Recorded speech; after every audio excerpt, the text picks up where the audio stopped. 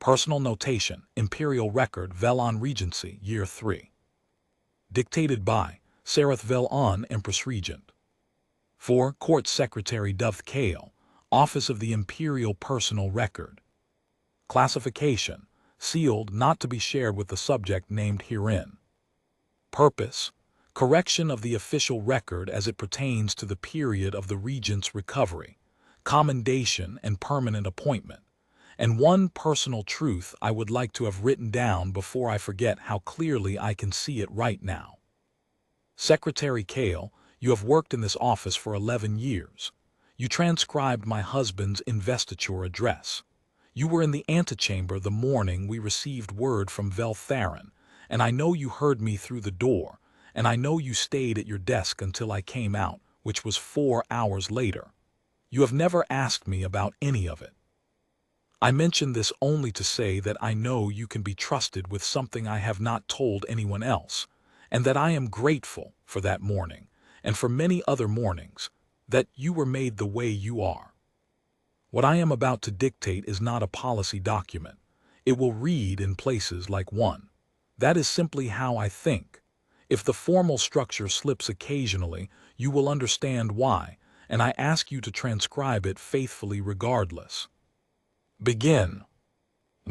In the second year of the Velon Regency, following the death of Emperor Sareth Velon at the conclave of Rithavar, the Imperial Council commissioned a full review of the Empress-Regent's health and function.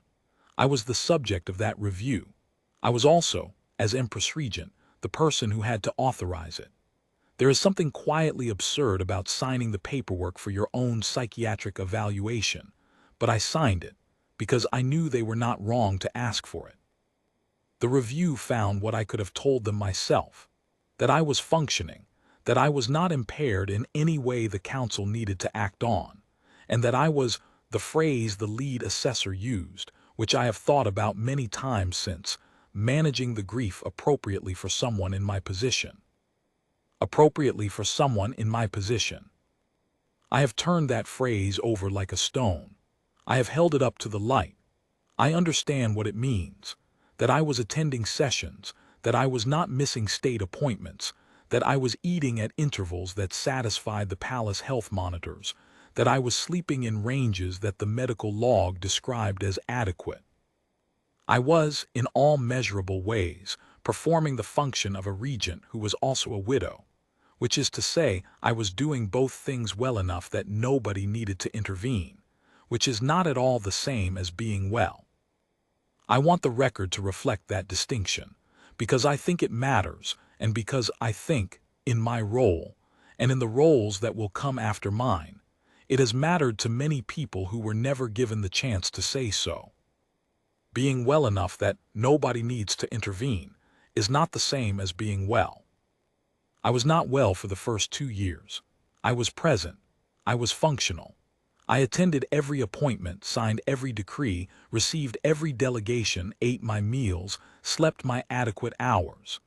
I was so thoroughly present and functional that the court, which is an organism that responds primarily to disruption, had almost nothing to worry about, and so it worried about almost nothing. The grief counselors, I had 3 sequentially, because the first 2 finished their contracted terms and I declined to ask for continuations, and the third was assigned by the council rather than chosen by me, all reported that I was managing appropriately. They were not wrong. They were also, all 3 of them, people I had never managed to speak to honestly. I want to be fair to them. They were competent. They were trained. They sat across from me at the low table in the audience antechamber, which is where the sessions were held, because I was unwilling to have anyone in my private quarters, and the antechamber was the smallest official room available, which made it feel marginally less like a state meeting.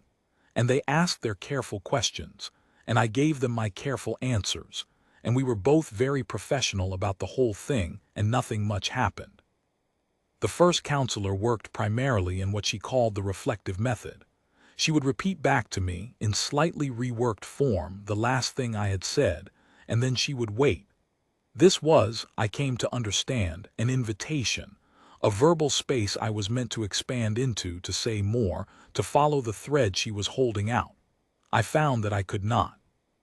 The reworked reflection of my own words sounded, each time, like a version of me that was slightly too curated for accuracy, and the instinct to correct the curation took up the space the thread was meant to reach into. We had many careful sessions. I thought they were going well. She concluded her contract and left, and I understood, reading her final report, that she had come to believe the sessions were not helping and had not known how to tell me. The second counselor was quieter. He worked differently, less reflection, more silence, which I respected. He was a Vel Dorath-trained specialist with a specific background in Regency period bereavement, which is a narrower field than it sounds, and he was genuinely expert in it. He was also, and I mean this without cruelty, slightly afraid of me. Not personally, I do not think it was personal. But the office, the title, the Regency, the weight of being the person asked to sit across from an Empress-Regent and say the right thing to help her, all of this sat visibly on him, in the way he phrased things and the way he waited after he phrased them.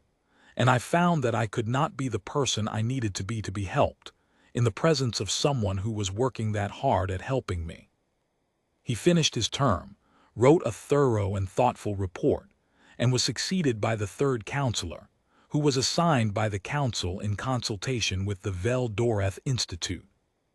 The third was the best of the three, which I recognize now in a way I did not fully appreciate at the time. She had worked with 4 previous regents in bereavement. She made no effort to minimize the difficulty of my position or to suggest that what I was feeling was simpler than it was. She was direct.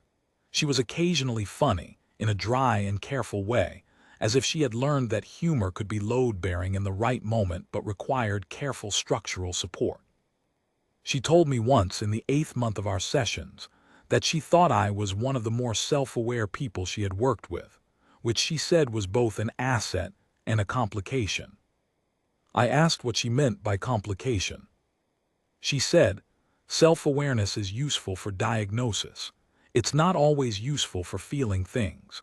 Sometimes the part of you that watches yourself get in the way of the part of you that needs to fall apart for a while. I thought about this for a long time after that session. I thought she was right. I also thought that knowing she was right and being able to act on her being right were 2 different things, and that sitting in the antechamber across from a professional who was waiting for me to fall apart in the right kind of useful way was not going to be the context in which that happened. She concluded her term.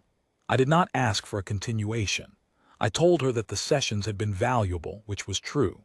I told the council I was satisfied with the support I had received and was ready to proceed without scheduled sessions, which was true in a different way.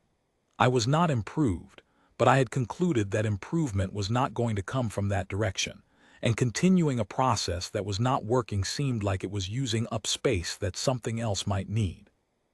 What I did not know, when I said that, was what the something else might be. I simply knew that the antechamber and the low table and the careful questions and the prepared patience were not it. There is a service corridor on the eastern interior face of the transit palace, behind the Vel-Rithani connection node, that runs for approximately 300 meters between the residential tier and the maintenance access shafts for the lower energy distribution systems.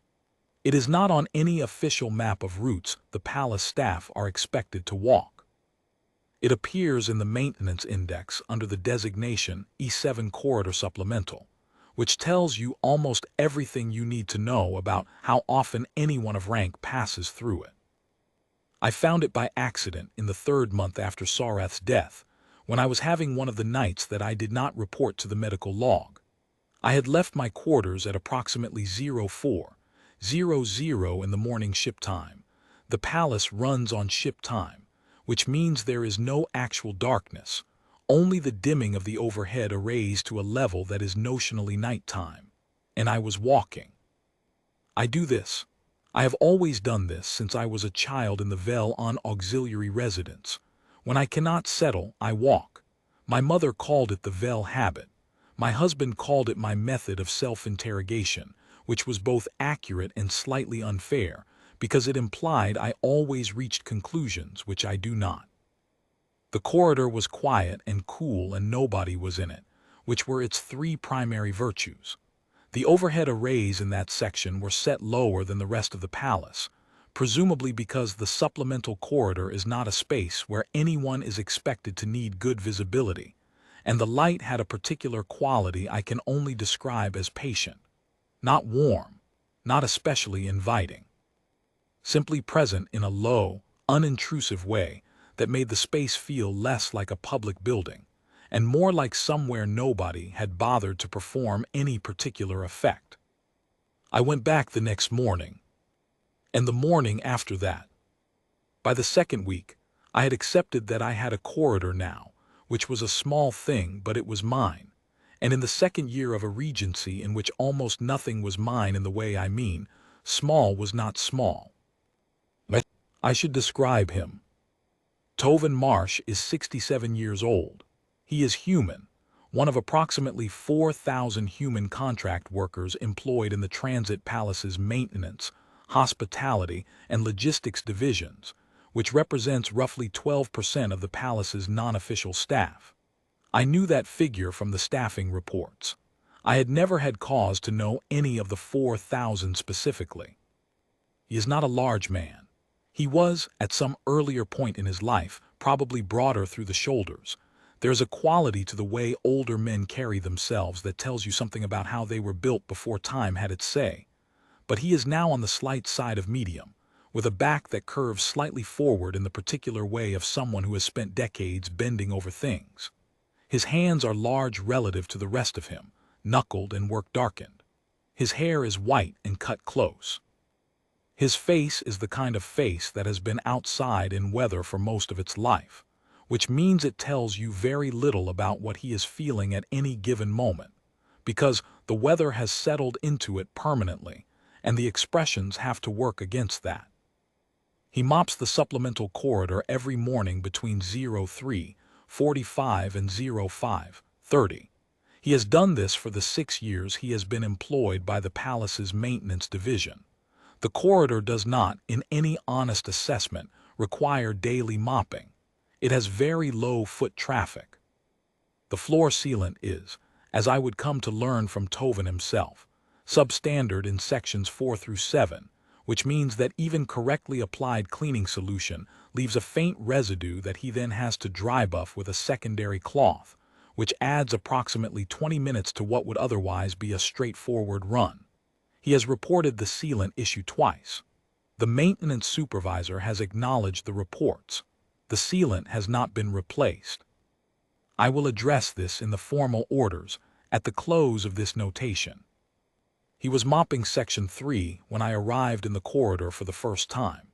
He did not stop mopping when I walked in. He did not look up immediately. When he did look up, his expression was the expression of a man who has registered a new piece of information and is deciding whether it requires a change in his current activity, and has concluded that it does not. He did not bow. I noticed this, but I want to be precise about this, not offended by it. I was, if anything, so surprised that I forgot to react to it as a protocol breach before the moment for reacting to it had passed. He simply looked at me, nodded in the way one person in a shared space nods at another person, and continued mopping. I learned the reason for the absence of the bow much later, perhaps in the 8th or 9th week, when he sat down on the heating shelf alcove step rather than standing at it as he usually did, and I noticed the care with which he lowered himself and the brief pause before he settled his weight, and I asked if he was all right. He said, "Knees, cold mornings." I said, "You should sit, I don't require standing." He said, "I figured. I don't bow either for the same reason if you were wondering." I said that I had wondered briefly the first morning. He said, "Would have been rude not to explain, just didn't come up." He shifted his weight. "My knees have been like this for about 12 years, comes from the anchorage work. The outer berths, you're crouched a lot in the cold on metal deck plate. After enough years it tells on you." He said this without bitterness, simply as a fact about how things work, a consequence of the work as natural and matter-of-fact as the work itself. They function fine. They just don't like to start cold, and they object to being bent past a certain point. I said that seemed fair. He said, I've always thought so. He poured the bark steep and handed me the cup with the same directness he'd begun using some weeks earlier. I'll bow when they fix themselves. So far they've not shown any inclination. I said he need not bother on my account. He said, I know. He said it the same way he said most things, as a statement of a fact he had already established and did not need to revisit. And then he drank his bark steep and looked at the far wall, and I drank mine, and we did not discuss the matter again. I walked to the far end of the corridor. I stood there for a while. I walked back. He was finishing section 3 and moving to section 4.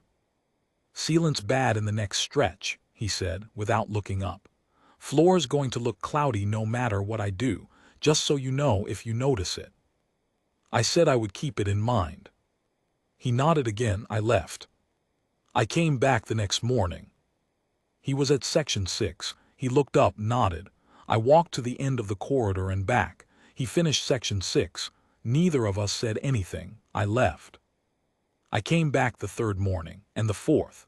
By the end of the first week he had stopped looking up when I walked in, which I took not as rudeness but as a form of acceptance. The way one accepts a feature of the landscape, simply nodding that it is consistent and adjusting accordingly. I was the person who walked to the end of the corridor and back. He was the person who mopped the corridor. We occupied the same space. That was all. I found during those early mornings that the quality of my thinking changed. Not in any dramatic way. But there is a difference between being alone in an empty room and being alone in a room that also contains someone else who has no interest in you specifically, and I had forgotten that difference existed. My quarters, however large, were mine in a way that pressed on me sometimes.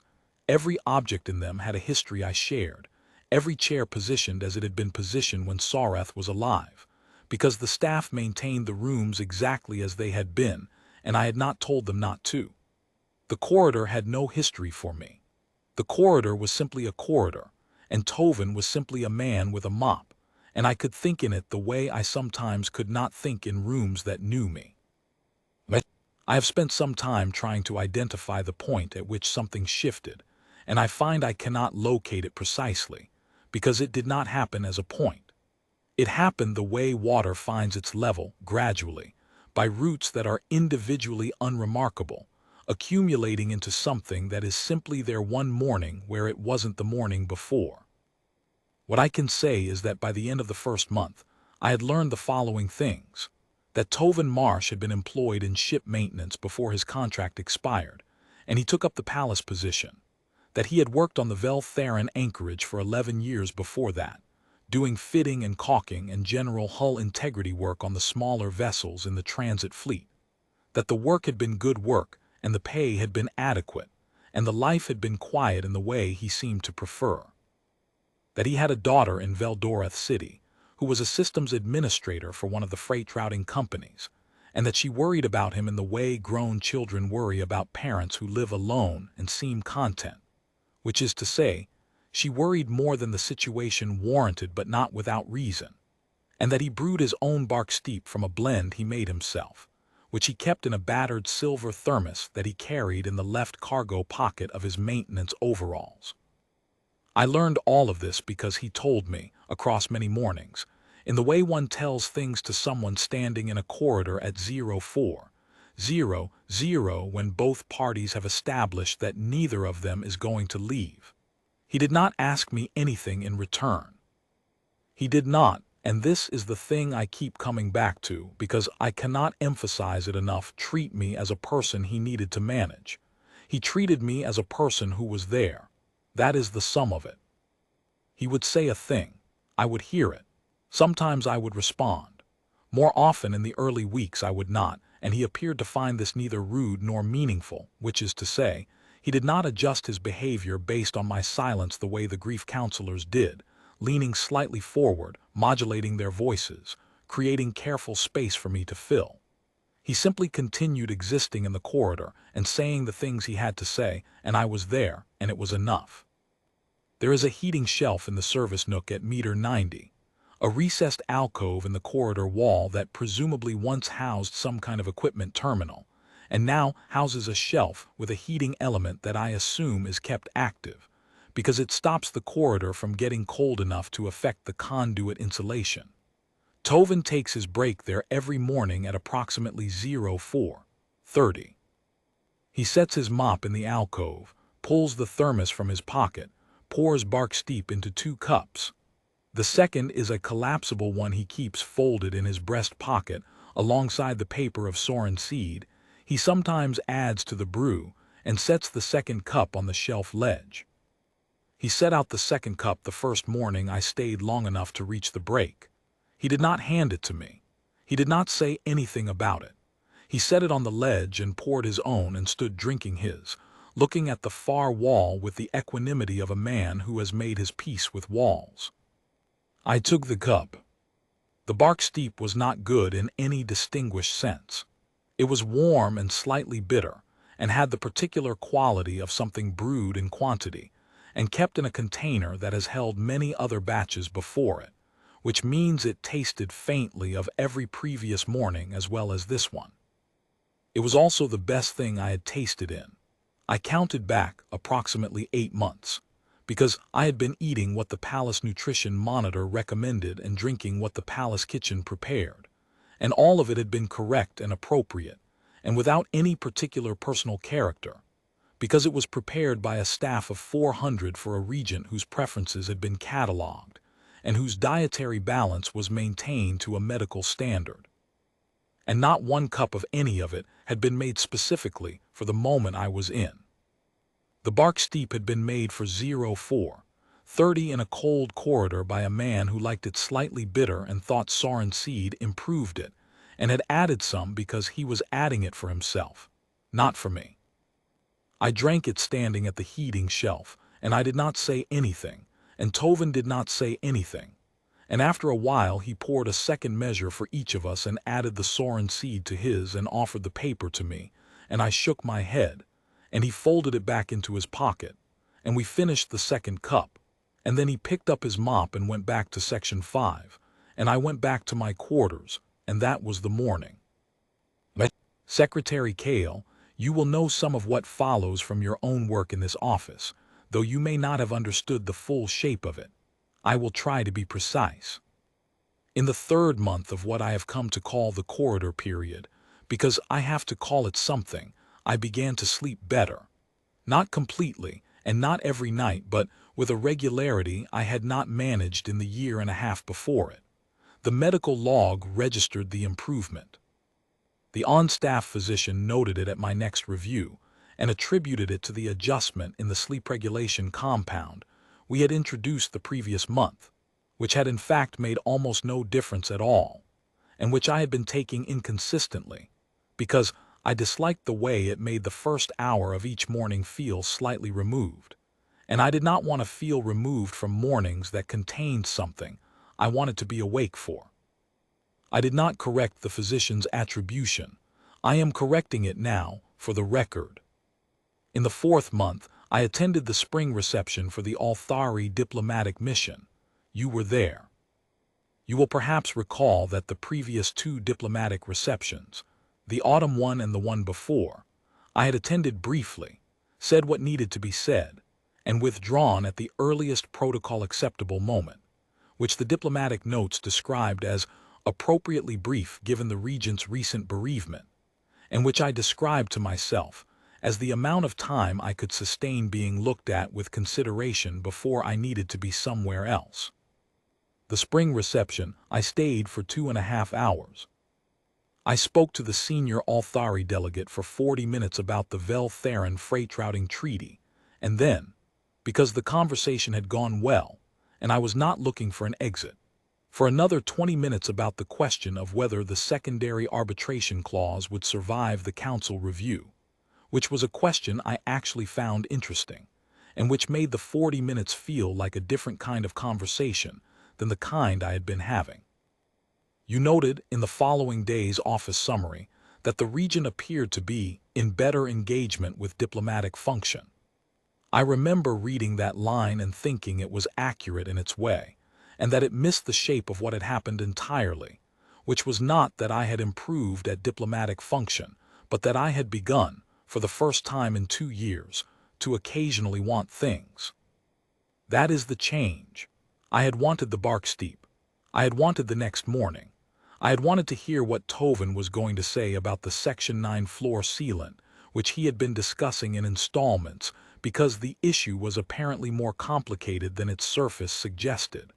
I had wanted, and wanting is not a small thing when you have been doing without it for a long time. I should record what we talked about, imperfectly and not completely, because I think the content matters less than the shape of it, but the shape is partly made from the content, and so both belong in the record. Tovin talked about work, the way people talk about work when they respect it without needing it to be more than it is. He talked about floors, their maintenance, their failure modes, the particular ways in which palace administrators consistently underestimated the complexity of floor care in a high-traffic transit installation, and the downstream consequences of those underestimates, which played out over years in the form of sealant degradation and grout failure, and the kind of long, slow structural compromise that eventually presents as an emergency, but is in fact nothing more than deferred maintenance made spectacular. He was matter-of-fact about this and faintly amused, in the way of someone who has watched the same mistake happen many times and has stopped being surprised by it and started finding it almost companionable. He talked about the anchorage. He had spent 11 years fitting and caulking hulls at the Vel Theron facility, and he spoke of it the way people speak of a place where they did good work, not with nostalgia exactly, but with the ease of someone returning to a room they know well. He described the particular satisfaction of a seam correctly done, the way a caulked join sits when the compound has cured properly, the sound it makes, or rather, the sound it does not make, when you run a calibration rod along it and everything is as it should be. He talked about the cold on the outer berths in the deep months, and the particular quality of the heat from the dock warming systems when you came in from that cold. And the tea, there was always tea at the berths, he said, because the dock supervisors had figured out early that cold workers made more errors, and the tea was a practical measure, not a kindness, but it felt like both. He talked about his daughter. Her name is Avon Marsh. She works for a freight routing company called Orvith Connectors in the Systems Administration Division. She is, he said this once briefly, with the precise economy of a man who is proud but has made a habit of not oversaying things, very good at her work, and has been offered a senior position twice, and has turned it down both times because she wants to finish a certification course first, and this, he said, was typical of her. She called him every fourth evening. He called her when he had something specific to say, which was less frequently, and she had accepted this because she had grown up with it. He told me once about a repair he had done at the anchorage, a seam that had been poorly compounded the first time, and had begun to show stress fractures along a primary hull section, and how the standard approach would have been to strip and reapply, which was what the supervising engineer recommended, but he had looked at the fracture pattern and thought it was actually a compression issue rather than a compound failure, and had repacked the internal bracket alignment instead, which took 4 hours longer and required him to explain to 3 different supervisors why he was not following the standard recommendation. The seam had held. The section had gone on to service for another 9 years without issue. He told this story without particular pride, simply as an account of how the problem had actually been, which was different from how the problem had been categorized, and how the solution had therefore needed to be different too. He concluded by saying, most of the time when something fails in the way they think it's failing, that's fine. But the ones that don't fail the way they're supposed to, those take looking at. I thought about that sentence for a long time after that morning. He talked about me once indirectly. This was in the 5th month, he said. You know what I've noticed about the people in this palace, not the workers, the officials. He paused to work a particularly resistant join in the Section 9 grout, which he had been addressing with a manual tool that looked ancient and was apparently irreplaceable. They all look at you like they're getting ready for whatever you're about to say, before you've said it, like they've already got their answer waiting. I asked him if that was a problem. Depends on what you want, he said. If you want someone to hear you, it's a problem. You can't hear somebody when you're already composing your reply. He worked the grout. In my experience, I've been wrong about things. I said that he didn't seem to have a reply prepared. I'm a janitor in a service corridor at 4 in the morning, he said. I've got no stake in whatever you say. He looked up briefly. Means I can just listen. I did not respond. He went back to the grout. I stood at the heating shelf for another 20 minutes, and at some point I noticed that I was crying, which I had not done, not properly, not the way a body means to when it has been stopping itself for a long time since the first week after Soreth's death. I was not crying dramatically. I was simply producing tears in a sustained way while standing at a heating shelf at 0450 in a service corridor, and I felt, with some surprise, that this was all right. Tovin did not look up. He may not have noticed. He may have noticed and decided it was the kind of thing that did not require acknowledgement, which would have been correct. He finished the section. He put away the manual tool. He poured the last of the thermos into my cup without asking and set it on the ledge and moved on to section 10.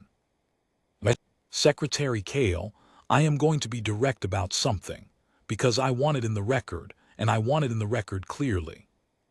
In the 27 months between Emperor Soreth's death and the beginning of the corridor period, I received care from 3 grief counselors, one of whom was excellent at his work by any reasonable measure, 2 attending physicians, a rotating panel of 4 court ministers who were specifically tasked with ensuring the regent's well-being, 1 assigned companion secretary, a position the council invented for the purpose and discontinued when the companion secretary resigned after 8 months, citing what she described to human resources as a difficulty with the position's ambiguity, a palace chaplain.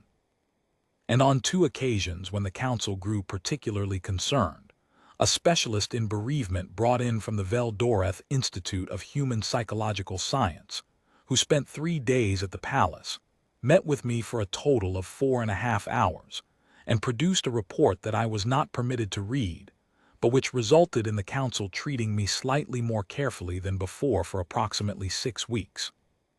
All of these people were, without exception, operating in good faith. I want that in the record. They were qualified, they were professional, they cared about the outcome, and they were, with the exception of 1 or 2 moments that I will choose not to enumerate here, doing the best they knew how to do. The grief counselors sat with me and created space. The ministers checked in with warmth and competence. The companion secretary tried very hard to be a companion in conditions that made the task nearly impossible. The specialist was thorough and genuinely expert. None of it reached me. And the reason I am dictating this document at all, Secretary Kale, the reason I am asking you to seal it and keep it from the subject named herein, is that I think I understand now why none of it reached me, and I think that understanding is worth recording somewhere, even if the only person who ever reads it is you, and possibly, one day, whoever holds this office after me. Every person who sat across from me in those 27 months was trying to fix something. They had been assigned to fix something, or they had taken it upon themselves to fix something, or they cared enough about me to want very much to fix something.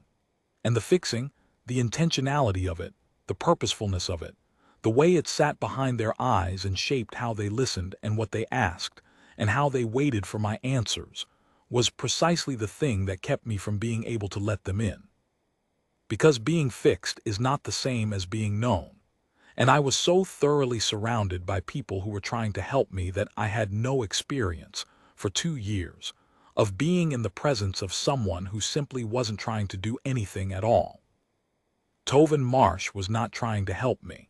He was mopping a floor. He was drinking his bark steep. He was talking about the sealant in Section 9 because the sealant in Section 9 genuinely interested him. In the way a persistent and resolvable problem interests someone who is good at solving problems, but has been prevented by institutional inertia from solving this particular one. He was listening to me when I spoke because he was the kind of person who listens, not because he had identified listening as a therapeutic strategy. He handed me a cup of tea at 04:30 every morning because he had poured one and there was no reason not to, and because he had learned, without ever discussing it, that I would be there. He never asked me if I was all right. He never told me things would improve. He never created space. He just was there, in the particular way of a person who does not need the space to be anything other than what it is, and who will still be there tomorrow morning, mopping Section 3 with the same unhurried attention he gives it every day, because that is the corridor and that is the work, and he is the person who does it. I did not know I needed that. I do not think I would have been able to tell you that I needed it if you had asked me. But I needed it more than I needed anything else. I want to record some specific things, because specific things are what the record is for, and because I find that I want to tell someone and you are the one I trust. On the morning of the 43rd day of the corridor period, Tovin brought sarin seed biscuits which he had made himself in his quarters over his day off. He set them on the ledge beside the cups without comment. They were not good biscuits. He had slightly overcreamed them, which he acknowledged when I ate one and he ate one and we were standing in silence, by saying, "Too much oil in the bind. I'll fix it next time." He brought them again 14 days later, and they were better, and he said so. He brought them 7 more times over the course of the year. They were different every time. By the 6th batch they were very good, and I told him so, and he nodded and said he thought he'd found the right ratio, and we finished the biscuits and the bark steep, and that was that. On the morning of the 112th day, I told him about Sarath. Not about the investiture or the regency or the political circumstances. He knew the public facts. Everyone in the palace did, but about him, the person. That he used to fall asleep sitting up while reading, and that you could tell he was asleep by the precise quality of stillness he adopted, which was different from his awake stillness. That he had very strong opinions about the correct angle at which a table should be set, and that these opinions were entirely correct, and that the palace staff, who set thousands of tables to the standard specification, were consistently a degree and a half off in a way that bothered him, and that he never mentioned because he did not think it was worth mentioning, and that I only knew because he had mentioned it to me once, late at night in the kitchen of the auxiliary residence, while making tea. That he laughed at things he thought were funny in a very small, contained way, which had taken me 2 years to learn to recognize. That I had missed it, the laugh, specifically, for longer than anything else in the months after. Tovin listened. He did not say that Sarath had sounded like a good man, which is what people say. He said, "A degree and a half, he could see that." I said yes, he was precise about some things. Tovin said, "Sounds like a person who noticed things quietly." I said yes, that was right. Tovin said, "Hard to lose someone like that. They take a lot with them when they go." And then he finished his cup and went back to mopping, and I stayed at the shelf for a while, and that was the morning. On the morning of the 151st day, I arrived in the corridor and Tovin was not there. His mop was in the Section 3 alcove. The thermos was on the heating shelf, and the second cup was set out, but the shelf was empty of him. I stood there for a while. Then he came back from the direction of the supply corridor. He had been refilling the cleaning solution reservoir, which ran out every 3 to 4 days and required a walk he evidently found inconvenient, though he did not say so, and he looked at me standing at the shelf with the mildly assessing expression he sometimes had, and he said, "You're earlier than usual." I said I had woken before my usual time. He said, "Bad night." I said it had not been bad exactly, only long. He poured the bark steep and handed me the cup directly, which he had not done before. He had always set it on the ledge. I do not know if he intended this as a different gesture or if it was simply that his hands were already moving in the right direction. He did not remark on it. I did not remark on it. We drank the bark steep, and he told me about the supply corridor's reservoir system, which had been misspecified in the original installation, and had been compensated for by the maintenance team in a way that created an ongoing inefficiency he had documented twice, and which was, he said, a relatively simple fix that nobody had gotten around to. And after a while the corridor brightened as the overhead arrays moved through their sequence toward morning, and I went back to my quarters, and I felt. I noticed this specifically, all right. But on the morning of the 162nd day, he asked me the only direct question about my situation that he ever asked. We had been in the corridor for about 20 minutes in silence. Not the silence of people who have nothing to say, but the silence of people who have established that saying and not saying are both acceptable. And today it happened to be a not saying morning.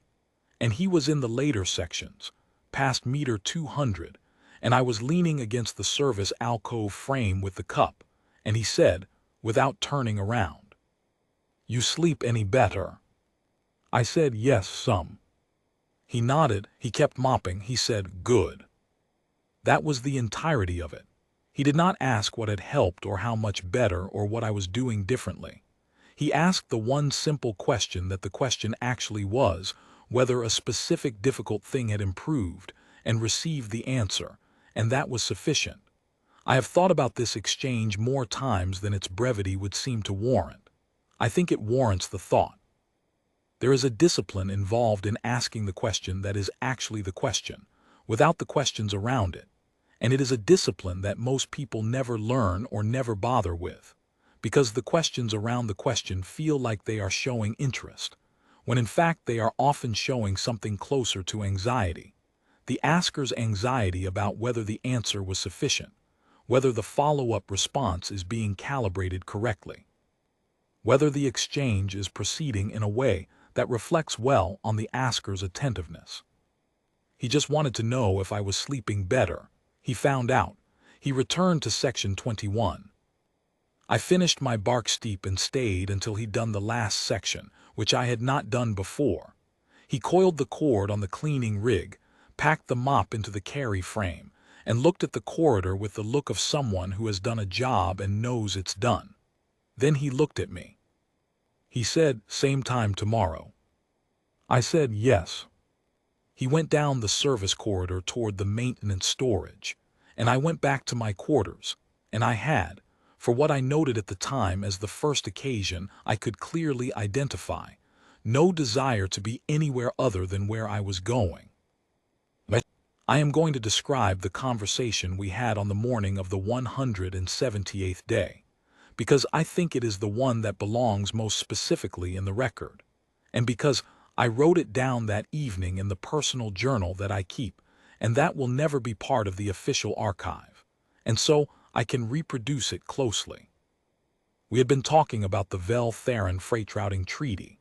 This was the same treaty I had discussed with the Althari delegate, and I had been turning over one of its secondary clauses in the part of my mind that turns things over without being asked to. And I had explained the problem to Tovin, not because I expected him to have a view on it, but because explaining things to a person who is listening and who does not have a stake in the outcome is a useful way to hear yourself think. He had listened without interrupting, which was typical. Then he said, "Can I ask you something?" I said yes. Is this the kind of problem that has a correct answer, like a seam calculation, where there is one answer and you either find it or you don't? Or is it more like the sealant in 9, where the right answer is obvious, and the problem is that nobody with the authority to fix it wants to be the one to admit there's a problem? I thought about this for a moment. I said, "The second kind." He nodded. "Then the question isn't what the answer is. You know the answer." I said, "The question is who bears the cost of saying it." He said, "Usually is." I said, "In this case I do." He looked at me the way he sometimes looked at things he was deciding were true. He said, "Yes, but I'd guess you knew that before you started explaining it to me." I said I had, yes. He said, "So you just needed to hear yourself say it." I said, "Yes." He said, "Good, so you know what you're going to do." I said, "Yes." He picked up his mop. He said, "Bark Steep's getting cold," and he meant the cup I hadn't finished, and I drank it, and we stood there for a while more, and then I went back to my quarters, and I drafted the instruction to the Treaty Revision Committee that I had known I needed to draft for 2 months and had not been ready to write. I do not know if Tovin Marsh understands what he is. I do not know what category, in his own mind, he places these mornings in. I have wondered sometimes whether he thinks of it at all, whether the morning he set out the second cup and the morning I stayed, and the mornings since are categorized in any significant way in the accounting of his days, or whether they are simply mornings in a corridor that he mopped, and in which someone else was also present, and that was that. I have decided not to find out, because I think the value of what he does is inseparable from the fact that he does not know he is doing it, and I want to preserve that. But I said I was going to be direct, and I am going to be direct again, in order to close out this section of the notation before I move to the formal orders. I am well. I want to say that plainly because there are entries in the medical log and in the council's welfare assessment that describe me as managing, or as stable, or as functioning within expected parameters, or as showing improvement. All of these things were and are true. None of them is the same as what I am telling you now. I am well. I know what I think. I know what I want. I know what I am going to do about the treaty clause and the Althari arbitration question, and the secondary review that the council has been delaying because they do not want to be seen to be forcing the regent's hand on a sensitive matter, and I know what I am going to say to the council about the review, and I know how I am going to say it. I attended the reception. I am going to attend the next one. I drafted the instruction to the treaty committee. I have been sleeping 7 hours a night without the regulation compound for 3 months, which is more than I slept consistently for the last 4 years before Sarath's death, which was also when I was well. I am, for the first time in the Regency, and perhaps in longer than the Regency, the person I intended to be when I took this office. I am telling you this because I want you to understand the weight of what I am asking you to record. When I ask you to record that a janitor who mops a service corridor in the eastern interior face of the Transit Palace was the instrument of this. Not the instrument the council arranged. Not the instrument the Vel Doreth Institute recommended. Not the instrument any of the processes we put in place identified or would have identified, because the processes were looking for interventions, and Tovin Marsh is not an intervention. He is a person who happens to be in the same corridor at the same time, who does not prepare answers before you have finished speaking, who keeps a paper of sarin seed in his breast pocket, and who thought to pour 2 cups on a morning when there was someone else there, not because he calculated that this was what the someone else needed, but because that is what you do when there is someone else there and you have enough for 2 cups. I want that in the record, Secretary Kale, because I think it is important. I think it is the kind of thing that should be somewhere, even if only in a sealed notation that will be read by very few people. I think the record should contain, alongside all the formal interventions and all the appropriate assessments, the fact that what actually worked was an old man with a battered thermos who said, "Bark Steep's getting cold." Now the formal orders. You will file these in the standard manner, but I am including them here so that the notation is complete. Effective immediately and without expiration. The contract of Tovin Marsh, Employee Designation M47 Tovin, Maintenance Division, Eastern Residential Section, is hereby made permanent in the service of the Vel on Imperial Transit Palace. His assignment is the Eastern Interior Service Corridors, designations E7 Supplemental and Adjacent, as per his current posting. His contract terms, compensation, and residential provision are to be reviewed to align with permanent staff standards within 30 days. This review is to be conducted by the division coordinator without specific reference to this notation, and the outcome is to be logged in the standard personnel record only. No one is to tell him that his contract has been made permanent as a result of any action by the Empress-Regent specifically. The administrative framing will be routine conversion of long-term contract workers to permanent staff, consistent with the service reform the division coordinator has been requesting for 3 years and which I am now approving. This approval is genuine and stands on its own merits. Tovin Marsh's conversion is one of 43 such conversions that will be processed in the same administrative action. He will receive the same letter all 43 receive. His is not special in any way that he will be able to see. Additionally, the Maintenance Division's budget for Section 9 floor sealant replacement is approved. This has been pending for 2 years. It should have been approved 18 months ago, and I apologize, for the record, that it was not. Please see that the relevant supervisor is notified and that the replacement is scheduled within 60 days. And finally, Secretary Kale, the last item, which is not a formal order but which I am asking you to carry out as a personal request, and which I ask you to manage with the same discretion you bring to everything. The thermos Tovin Marsh carries is approximately 9 years old. I know this because he told me about it. He bought it when he started at the Vel Theron anchorage, and he has had it resoldered once, and the poor seal on the cap is beginning to separate in a way that will eventually cause it to fail. He has not replaced it because it is, I am working from memory here, the kind of object you don't replace while it's still working, even if working is becoming an increasingly generous description. I would like it to be replaced. Not given to him by someone who tells him it is from me, or from the palace administration, or from anyone at all. I would like a new thermos, comparable quality, plain, good seal, proper capacity for 2 cups, to appear in the maintenance storage locker he uses, in the slot where he currently keeps the old one, on a morning when he is not on shift. I would like no note to accompany it.